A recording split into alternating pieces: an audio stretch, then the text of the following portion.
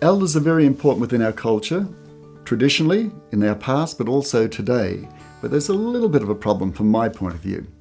An elder traditionally is a teacher. An elder is the lawgiver. He's the keeper of the law and keeper of all the spiritual structure, the hunting, the gathering, the ceremonies within our cultural structures. Interestingly, Europeans documented we had no kings, no chiefs, no queens. We had no structure of hierarchy. We were a very democratic society. So elders were people, usually older men, not always, they could be younger men, in some cases even women were classified as elders for their knowledge, their wisdom, and their understanding of our culture and settling disputes. So they did conflict resolution mediation long before Europeans even started out here with us. So elders, for instance, were teachers to help our people understand, not to put themselves high above anyone else, but to help the generation go up that ladder to survive within that culture. I'm going to read you another thing so you know it's not just coming from me. It says, Aboriginal elders. Perhaps the nearest thing to a ruling body in traditional society was a group of elders, usually men. Great respect was shown to these recognised elders. You didn't just get grey hair and get old and you're an elder. You had to be recognised for your ability. It says, recognised elders whose grey hair usually marked them out from others.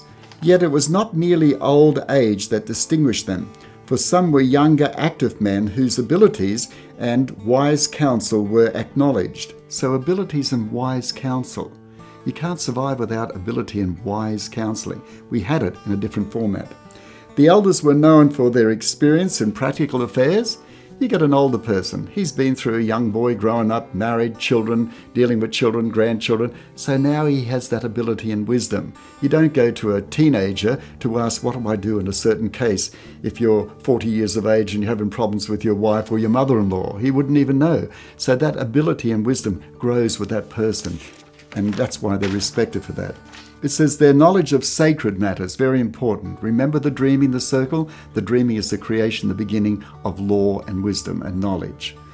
From time to time, they could act as informal counsel and make decisions affecting the group members. So from time to time, if things got really, they had to sort things out, they were brought in to help sort this out. It says they could settle arguments, once again, conflict resolution, mediation, and decide courses of action that could be followed. Perhaps one elder would be particularly important, and his advice would be thus specially heeded. Though he was not a king or a chief, in fact, the elders were not simply judges or lawmakers, but rather teachers of their fellow people. So we had a very democratic society. And so the elders were not put on a pedestal, they were there to help our people survive. Just like a father with his children, a grandfather with his grandchildren, you're there because you're concerned, you worry, you love them, you want them to guide them through the best path. And that's what elders did, guiding through the right paths.